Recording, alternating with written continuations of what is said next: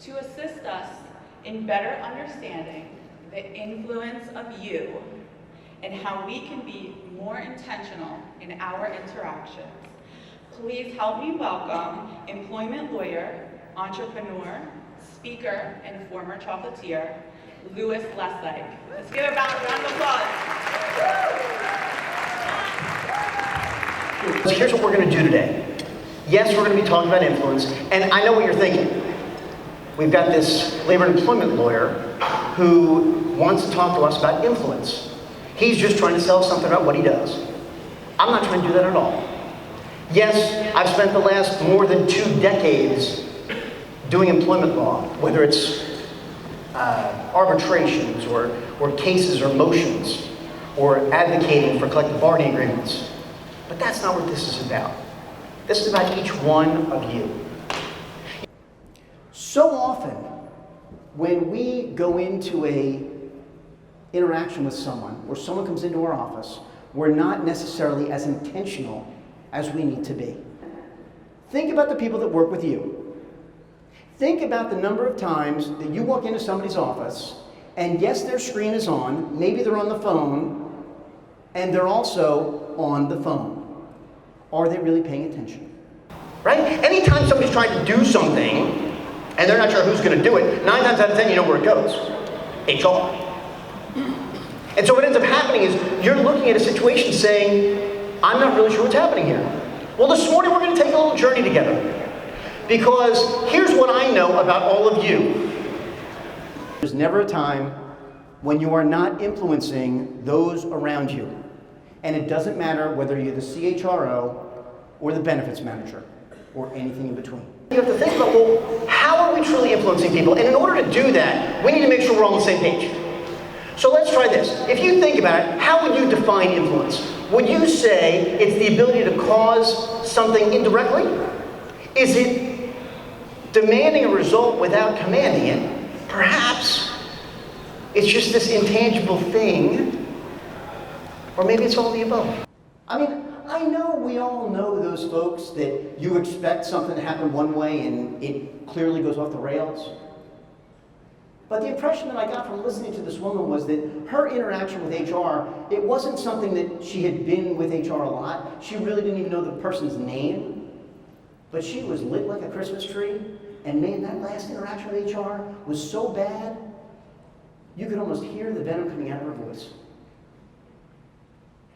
And it got me to thinking, did that person in HR understand the influence that they had at that moment? But I will share with you that nothing was better than bringing him home. And the amazing part was, it changes your perspective when you think about the interactions that you have with people, the influence that you have over them, whether that's positive or negative. Because at the end of the day, that's what we think about. I'm sorry. Because you see, I get you walked in, and it doesn't matter how important or not important it was, but I didn't give you my attention. So basically, I was letting you know that I didn't really necessarily care because whatever I was working on was more important, or at least in that moment, that's what I thought. How many times does somebody come into your office, and that's the way it is for you? The reality is the same. We have the opportunity to engage with them so that they understand that what they have to say is valuable. Because what we really want is buy-in, right?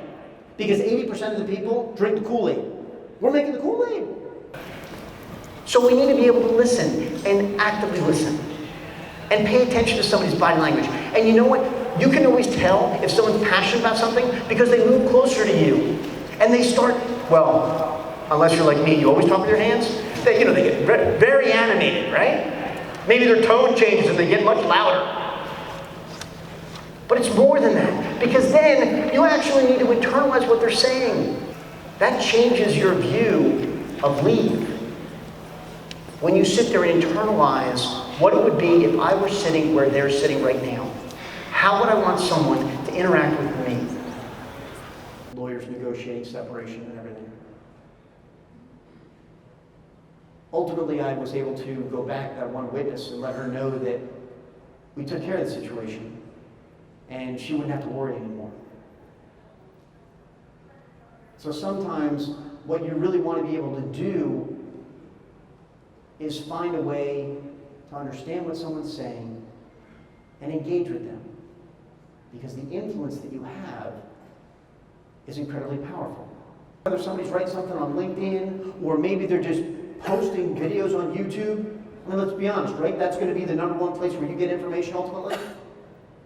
All about the video. Whether people are on Instagram or they're on Twitter, it kind of doesn't matter. We're always trying to influence someone else in what we write. We have employees and colleagues and co-workers that find a way to do all sorts of crazy things on all sorts of crazy different platforms. But the truth is, sometimes people do that because they think they're all by themselves. What they need to understand is that they're not alone, and that we understand in the interactions that we have how we can positively influence them. And I can share with you 3 things I would love for you to do while you're here at this conference that will enhance your ability to do what you do when you go back to the office, so you can turn to your bosses and your colleagues and say, I can explain to you the ROI of what I did here. And so here's what this is. If you were to sit here and think about it, what do your employees say about you when you're not there? Who knows?